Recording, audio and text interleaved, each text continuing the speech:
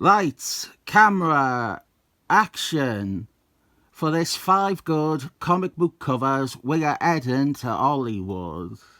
We have got the Tinseltown theme of movie magic.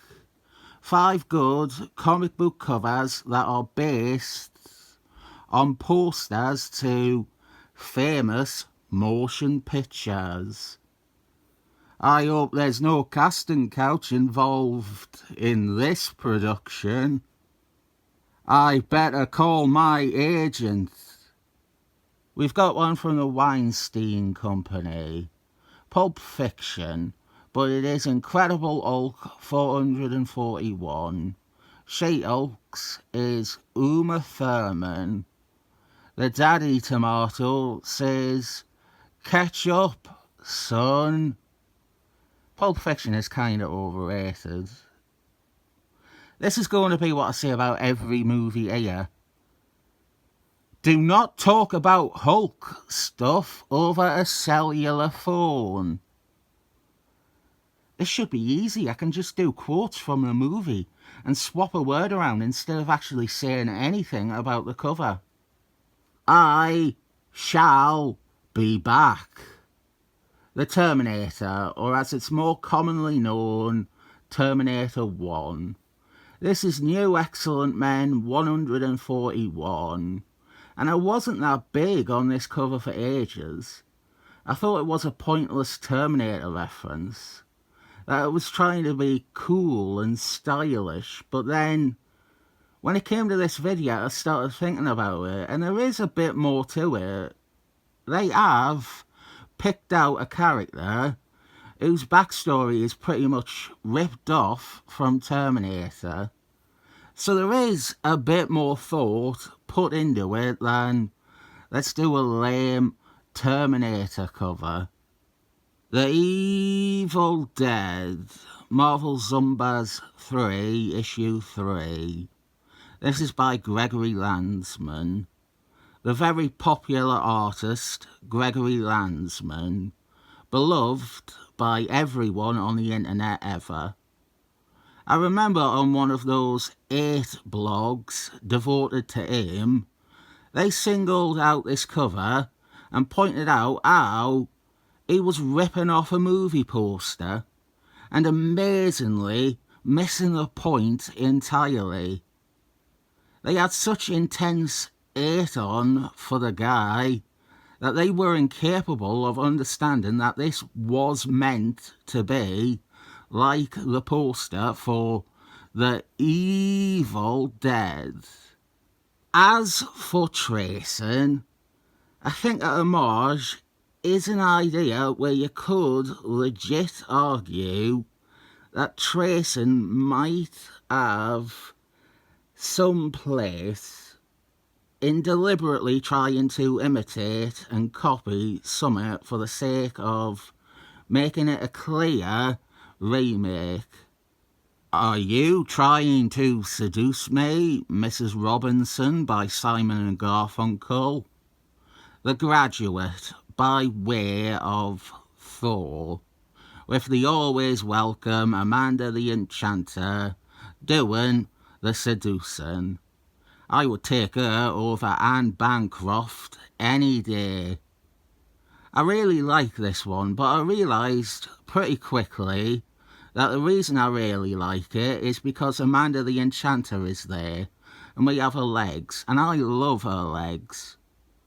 It loses points because it's on an issue of New Avengers, which neither featured Thor on the team ever, or featured Amanda the Enchanter. Cableman 18.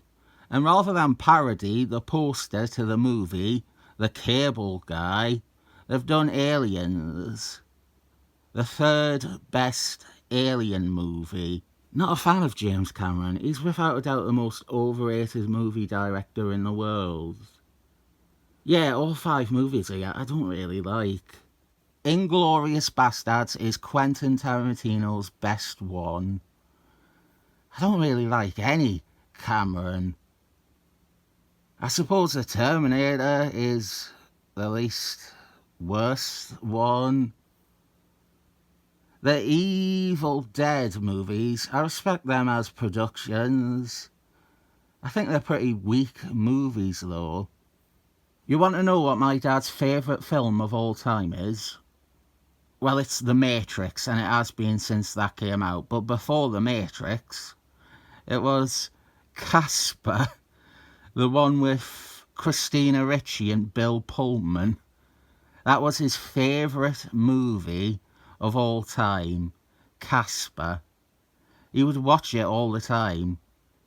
The 1995 movie where Casper gets turned into a real boy for a dance at the end. The one where Dan Aykroyd makes a cameo as his Ghostbusters character. He's running out of the haunted house at the start and he goes, "Who you gonna call?" "Someone else." Truthfully, when you ask someone their favourite film, there's only two answers.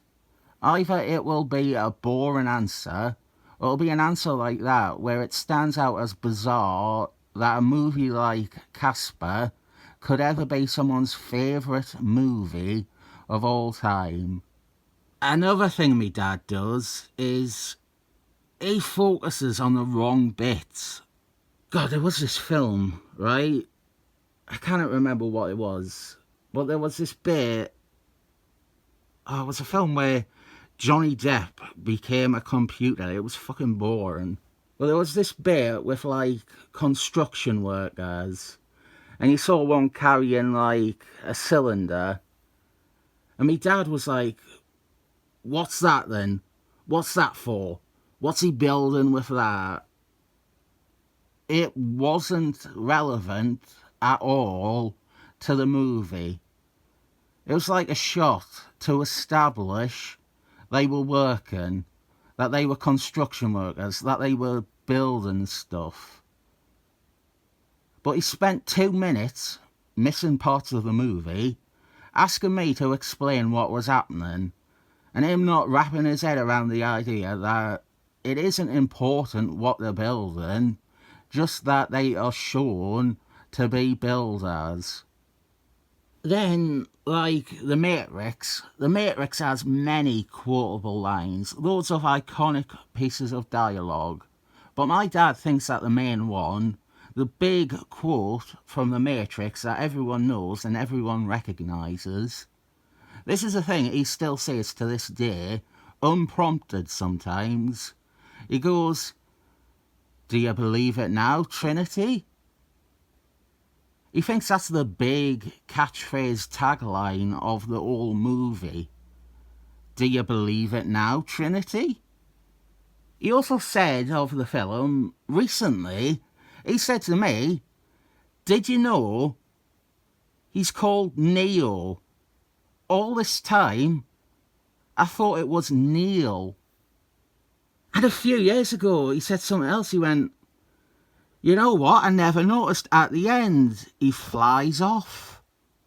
It's meant to be his favourite fucking film. He watches it like every couple of months. And the Academy Award for Best Cover goes to La La Land. No, wait, there's been a mistake. I mean, 7 thumbs up.